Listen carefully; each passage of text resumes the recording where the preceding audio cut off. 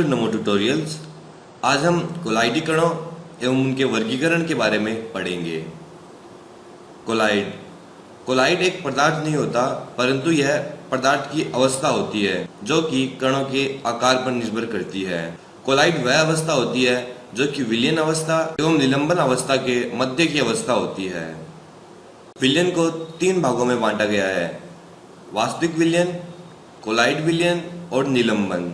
प्रकृति के आधार पर वास्तविक विलयन समांगी होता है, कोलाइडी विलयन विषमांगी होता है तथा निलंबन विलयन भी विषमांगी होता है। समांगी अर्थात ऐसा विलयन जिसका संगठन हर जगह एक समान हो। कोलाइडी विलयन जो कि विषमांगी होते हैं का संगठन एक समान नहीं होता है। किसी स्थान पर सांद्रता ज्यादा होती है तो किसी स्थान पर सांद्रता कम होती है। प्रावस्था के आधार पर वास्तविक विलयन की एक प्रावस्था होती है, कोलाइडी विलयन की 2 होती है तथा निलंबन विलयन की भी 2 होती है। कोलाइडी विलयन परिचित प्रावस्था एवं परिक्षेपण माध्यम इन 2 प्रावस्था में होते हैं। वास्तविक विलयन के कणों का आकार बहुत कम होता है, इनका आकार 10⁻⁹ से भी कम होता है तथा कोलाइडी विलयनों के कणों का आकार 10⁻⁹ से 10⁻6 के मध्य होता है एवं निलंबन आकार में बड़े होते हैं तथा इनका आकार 10⁻6 से भी अधिक होता है। निस्यंदन वास्तविक विलयन फिल्टर पेपर, जानतर झिल्ली आदि सभी से गुजर जाते हैं क्योंकि इनका आकार बहुत छोटा होता है, अतः ये इन सभी से गुजर पाते हैं तथा कोलाइडी विलयन फिल्टर पेपर से तो गुजर जाते हैं परंतु जानतर झिल्ली से नहीं गुजर पाते हैं क्योंकि फिल्टर पेपर के छिद्र जानतर झिल्ली की तुलना में बड़े होते हैं, जिससे कोलाइडी विलयन फिल्टर पेपर से गुजर जाते हैं। निलंबन फिल्टर पेपर एवं जानतर झिल्ली दोनों से ही नहीं गुजर पाते हैं। विजिबिलिटी वास्तविक विलयन आंखों एवं सूक्ष्मदर्शी दोनों से ही नहीं दिखाई देते हैं, जबकि कोलाइडी विलयन को सूक्ष्मदर्शी से देखा जा सकता है एवं निलंबन विलयन तो आंखों से भी देखे जा सकते हैं। ब्राउनी गति कुछ इस प्रकार की गति होती है जो कि रैंडम गति होती है। इस प्रकार की गति को ब्राउनी गति कहते हैं। टिंडल प्रभाव कोलाइडी विलयन प्रकाश को प्रकेंद्रित करते हैं जिससे उनका विलयन दुधिया नजर आता है। इस प्रभाव को टिंडल प्रभाव कहते हैं। यह केवल कोलाइडी विलयन ही दर्शाते हैं, वास्तविक विलयन एवं निलंबन इस प्रकार का प्रभाव नहीं दर्शाते हैं। परिक्षिप्त प्रावस्था एवं परिक्षेपण माध्यम की अन्योन्य क्रिया के आधार पर कोलॉइड का वर्गीकरण: द्रव स्नेही कोलॉइड एवं द्रव विरोधी कोलॉइड। द्रव स्नेही कोलॉइड वे होते हैं जो कि विलायक को अपनी ओर आकर्षित करते हैं तथा द्रव विरोधी कोलॉइड विलायक को प्रतिकर्षित करते हैं। यदि हम द्रव स्नेही क्लोराइड को ऐसे 2 व्यक्ति जो एक दूसरे के मित्र हो समझें तथा द्रव विरोधी कोलॉइड को ऐसे 2 व्यक्ति जो एक दूसरे को नापसंद करते हो समझे तो इनके गुणों को समझने में आसानी होगी। पहला गुण, विरचन की सुगमता। यह सीधे मिक्सिंग द्वारा आसानी से बनाए जा सकते हैं। यदि हम 2 ऐसे व्यक्ति जो एक दूसरे को पसंद करते हैं तथा एक दूसरे के मित्र है को एक दूसरे से मिलने के लिए कहा जाए तो वे बड़े आसानी से तैयार हो जाएंगे।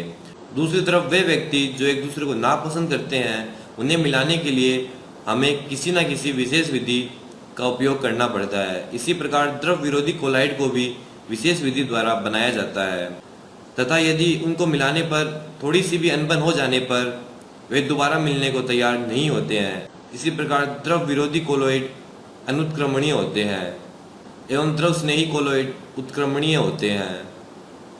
कण प्रकृति: द्रव स्नेही कोलॉइड के कण वास्तविक अणु होते हैं लेकिन ये आकार में बड़े होते हैं। दूसरी तरफ द्रव विरोधी कोलॉइड कई कणों के समुच्चय में होते हैं। समझने के लिए वे व्यक्ति जो एक दूसरे को नापसंद करते हैं उन्हें हमेशा खतरा रहता है, इसलिए वे हमेशा समूह में ही घूमते हैं। द्रव स्नेही कोलॉइड बहुत स्थायी होते हैं जबकि द्रव विरोधी कोलॉइड अस्थायी होते हैं। इन्हें स्थायी कारकों की थोड़ी सी मात्रा की आवश्यकता होती है। विद्युत अपघट्यों की क्रिया: द्रव स्नेही कोलॉइड पर विद्युत अपघट्यों का कोई प्रभाव नहीं पड़ता है, जबकि द्रव विरोधी कोलॉइड विद्युत अपघट्य की थोड़ी सी मात्रा से ही अवक्षेपित हो जाते हैं। इसे इस प्रकार समझ सकते हैं कि वे व्यक्ति जो एक दूसरे को नापसंद करते हैं उन्हें थोड़ा सा भड़काने पे भी वे लड़ने को तैयार हो जाएंगे, परंतु वे व्यक्ति जो एक दूसरे के मित्र हैं उन्हें भड़काने पर भी उनकी मित्रता पर कोई असर नहीं होगा।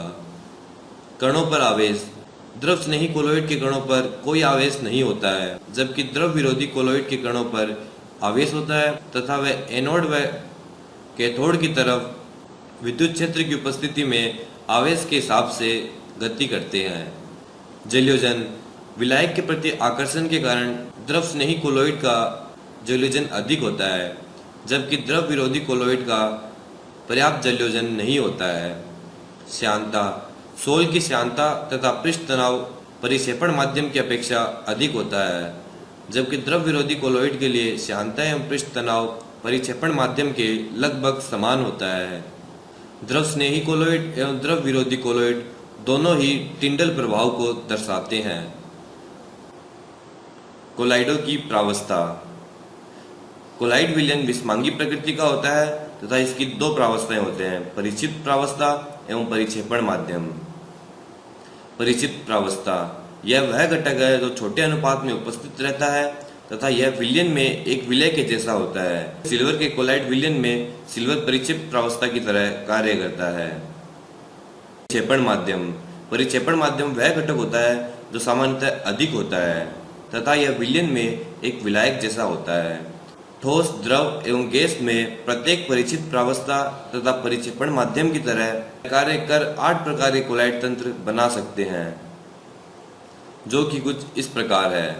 यदि परिचित प्रावस्था ठोस हो एवं परिक्षेपण माध्यम भी ठोस हो तो इस प्रकार के कोलाइडी को ठोस सोल कहते हैं। उदाहरण के लिए कांच, पत्थर आदि यह सभी दो ठोसों के कोलाइड होते हैं। यदि परिचित प्रावस्था ठोस हो एवं परिक्षेपण माध्यम द्रव हो तो इस प्रकार के कोलाइड को सोल कहते हैं। उदाहरण के लिए पेंट के अंदर परिक्षेपण माध्यम द्रव होता है परंतु उसके अंदर कुछ ठोस के कण भी होते हैं, अतः यह सोल के अंदर आता है। परिचित प्रावस्था ठोस हो तथा परिक्षेपण माध्यम गैस हो, इस प्रकार के कोलाइड को एरोसोल कहते हैं, जैसे धुआं, धूल आदि।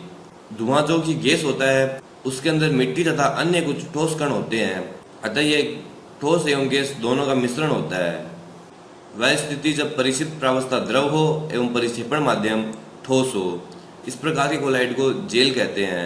उदाहरण के लिए पनीर, मक्खन आदि। पनीर दिखने में तो ठोस दिखाई देता है परंतु उसको निचोड़ने पर उसके अंदर से द्रव भी प्राप्त होता है, अतः पनीर, मक्खन, जेली ये सब द्रव एवं ठोस दोनों का मिश्रण होते हैं। परिचित प्रावस्था द्रव हो एवं परिक्षेपण माध्यम भी द्रव हो, इस प्रकार के कोलाइड को इमल्सन कहते हैं। उदाहरण के लिए दूध, बालों की क्रीम आदि। वह स्थिति जब परिचित प्रावस्था द्रव हो एवं परिक्षेपण माध्यम गैस हो, इस प्रकार के कोलाइड को एरोसोल कहते हैं। उदाहरण धुंध, कोहरा, बादल, स्प्रे आदि।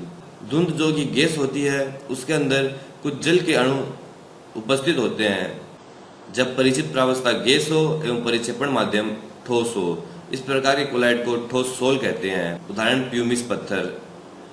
एवं जब परिक्षेपण माध्यम द्रव हो एवं परिचित प्रावस्था गैस हो, इस प्रकार के कोलाइड को फोम कहते हैं। उदाहरण के लिए फेन, फेंटी हुई क्रीम आदि। बहुआण्विक, वृहद आणविक तथा संगुणित क्लोराइड। बहुआण्विक क्लोराइड इस प्रकार के कण छोटे अणुओं के परमाणुओं के समूह होते हैं जिनका आकार 1 नैनोमीटर से कम होता है। बहुआण्विक क्लोराइड सामान्यतः समूह के रूप में होते हैं। गोल परमाणुओं में सल्फर S8 के करीबन 1000 से अधिक भी परमाणु पाए जा सकते हैं। वृहद आणविक क्लोराइड। वृहद आणविक क्लोराइड सामान्यतः बहुलक बनाते हैं जिनका कि आणविक द्रव्यमान बहुत अधिक होता है एवं जो कि बहुत बड़े होते हैं। इस प्रकार में परिचित प्रावस्था में कण आकार में कोलाइडी विमाओं के बराबर पर्याप्त बड़े होते हैं।